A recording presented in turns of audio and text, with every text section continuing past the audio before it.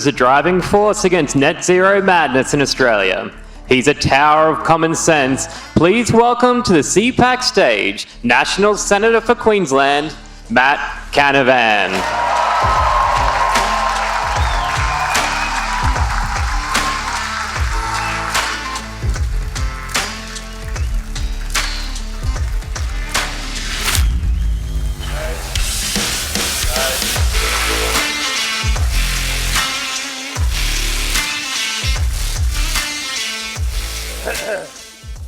G'day everyone. I don't know what you just watched.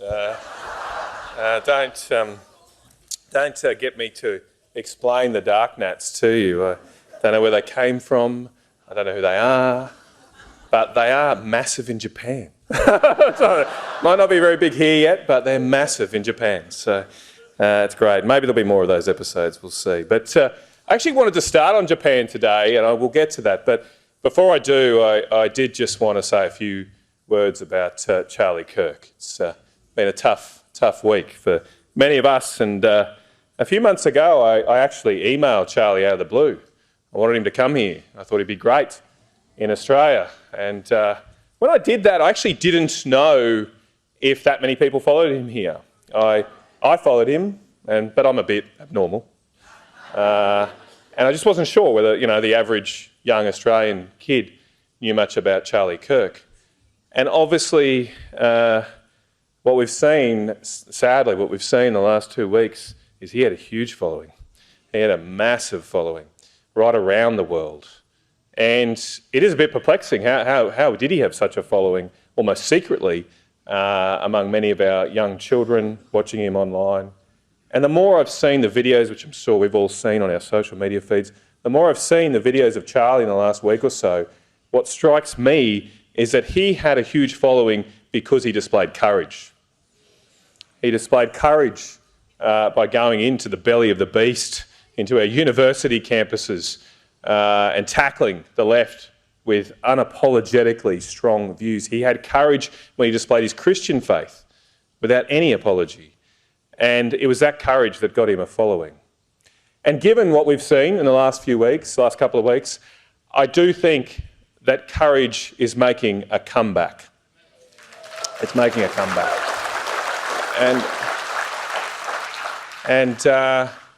And the only way we are going to come back is if we display the same courage. It's the only way. There's no other path for us. We have to have the courage to call out the state of our nation and where things are. You might have seen the Prime Minister this week. He said he had a fun fact about China. He said China's installing half the world's solar at the moment. He doesn't mention that they're also building well over half the world's coal-fired power stations. He doesn't mention that word. But I've got another fun fact today, a fun fact from Japan. I've got a good mate in Japan. And last week he sent me his latest power bill from Japan. And his power bill came to, after taxes, to 21,000 yen. It was 700 kilowatt hours. Works out at a price of 31 yen per kilowatt hour. That's 32 cents Aussie. And then I went to ask my wife, said, what's our latest power bill? So I pulled that one out. And I don't want to tell you the number, it's too sad. It's just, unbelievable. But we had to pay that one, and it works out, guess what, at 33 cents per kilowatt hour. Now, we're the biggest energy supplier to Japan. We supply half their fossil fuel needs from our country, our coal and gas. And how have we allowed a situation to emerge where Japanese families are paying less for electricity than Australians? How has that happened? How has it happened? It's happened because we have adopted ridiculously insane policies in this country. The access to cheap energy should be the birthright of every Australian. We have the world's best energy resources. Coal, the gas, uranium, it's just beautiful, it's just amazing, it's so abundant. Yet we've got this strange rule now, it's a very bizarre rule, where we let other countries access that energy, but we deny it to ourselves. We ban nuclear energy. We demonise gas, and we've got a de facto ban on coal-fired power stations now. Other countries can do what they like. They can come here, take what you want, but we just can't use it ourselves. It's like having a golden goose in your backyard, but you only let the neighbours collect the eggs. I mean, what are we doing?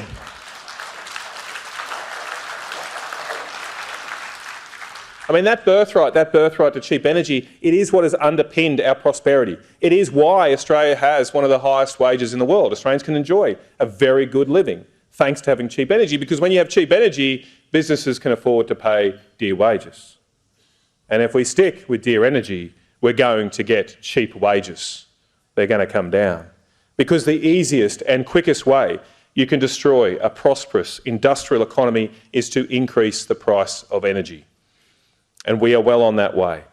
Since we've signed up to net zero, real wages in Australia have gone back more than a decade. They're back to 20. The people being paid now, their real wages are the same as they were in 2013.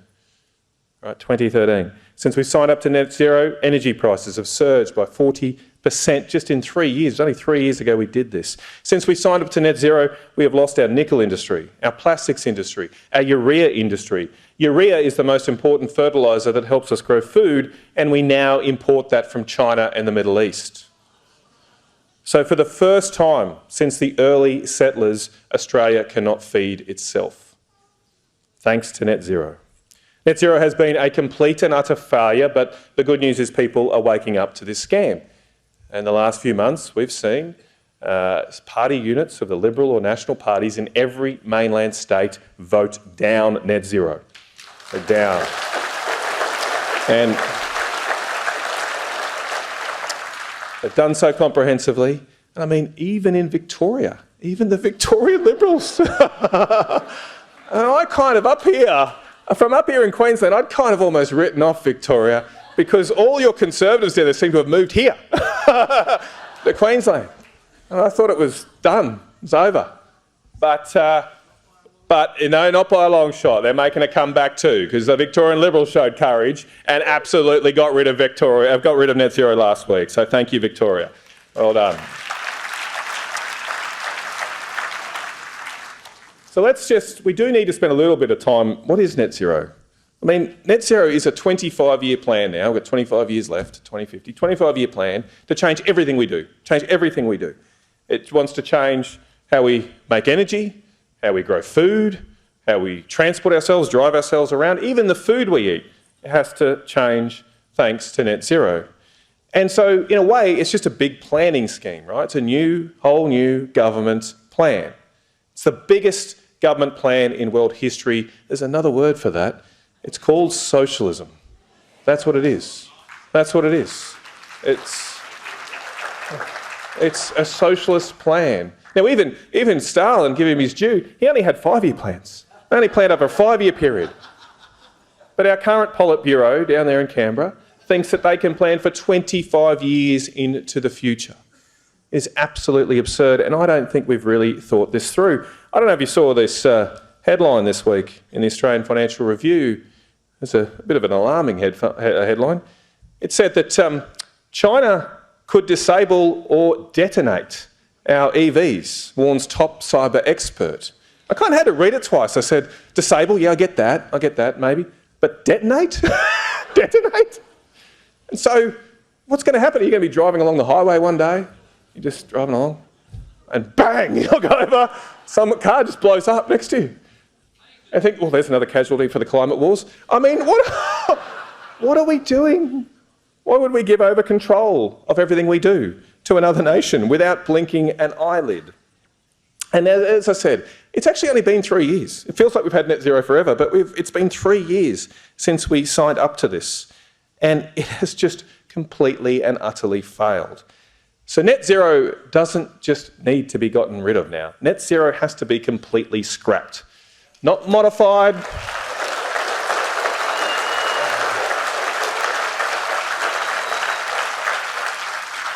Not amended, not changed into some other form. Net zero just needs to go. Because some are saying now that we could just keep a little bit of net zero. Just keep a little bit, just downgrade it to an aspiration or a dream or something. We don't need a little bit of socialism. You know, you don't tell your wife you're just going to practice a little bit of adultery. We don't need that. Right? We don't need it at all. And so we don't just need to dump net zero.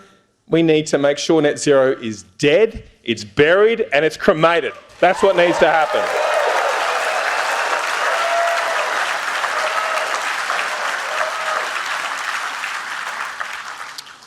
Now's the time for that courage. It's time for that courage. Because Australians are suffering right now, suffering like they haven't done for a long time. Our bills are up, services are down, feels like everything is not working the way it used to. And I think even though all those practical things that are happening, what I feel out there when I talk to Australians is that even more than a cut in their energy bills, what they would love to see again is just some leadership. Just some leadership in this country. And I do want to give a shout out to my good friend Andrew Hastie. He's not here this weekend.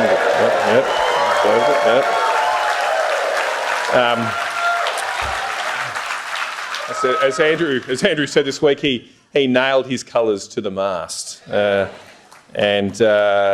He said if we didn't scrap net zero, he'd be out. He'd go and spend more time with his children. And look, that's not a bad second prize in my book, not a bad second prize at all. But isn't it refreshing to have a political leader that's willing to put his principles, his values ahead of his career?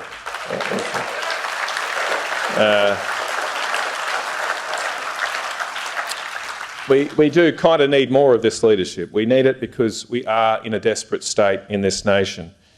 We are, though, proud. We're a proud people, a proud nation. We are the people that built the Snowy Hydro scheme. We are the people that created a vast food bowl in an arid interior land called the Murray-Darling. We are the people that built copper smelters, steel mills, nickel refineries, supplying the world with the raw materials that have created a modern industrial economy. Still to this day, the way copper is made in almost every country in the world is done using techniques that were developed here in this state, in Mount Isa, developed by Australians, for Australians. And so making things, building things, growing things, even blowing up things from time to time if you're in the mining industry, those things are in the DNA of our country, of our people. It's what we've done. But we're losing that heritage. We're losing that physical connection to what we have done because of our mad pursuit of net zero. That copper smelter industry that I mentioned, it's on its knees. We could lose the copper smelter and refinery in North Queensland in the next couple of weeks. I hope we don't. And we probably won't, but we'll only not lose it because there'll be yet another massive taxpayer-funded bailout to support an industry that used to be able to support Australia. We used to have industries that created wealth, put money on the table, paid taxes, helped us have a more prosperous land, and now we only keep the industries as long as Canberra is willing to keep the life support on. It's not sustainable. It's not sustainable. Because Australia is not just an idea. Australia is not just a spreadsheet in an economic model. Australia is a physical place. It's a collection of people. Australia is our farms, our mines, our factories, which give people pride in their nation and pride in what we can achieve with hard work and our bare hands. It is those people that have built our country and continue to build our nation. And it is those people that we must fight like hell for to come back as a political movement. I think the people we need to think about are those that have to shower after work, not before work. Those people...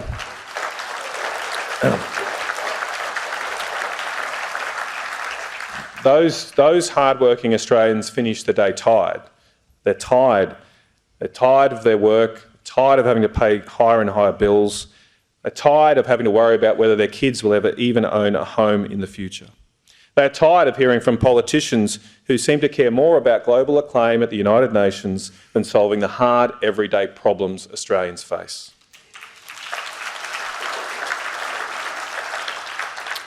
The Prime Minister next week travels to New York to address the United Nations.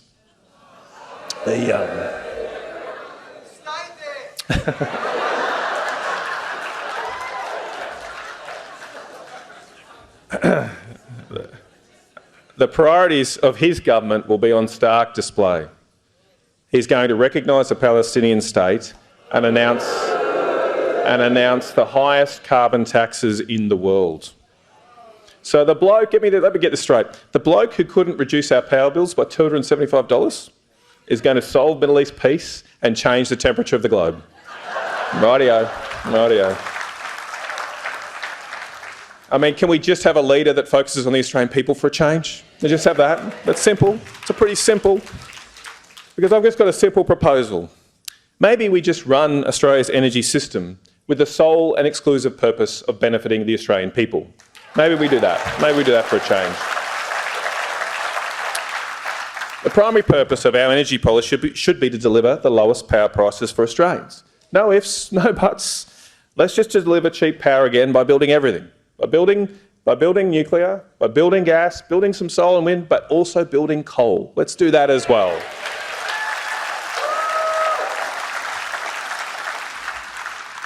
Now, things are just not working for the Australian people. You can see that in everything that's happening. It's just not happening for our country. And yet there are people around among us that now want to laud modern Australia.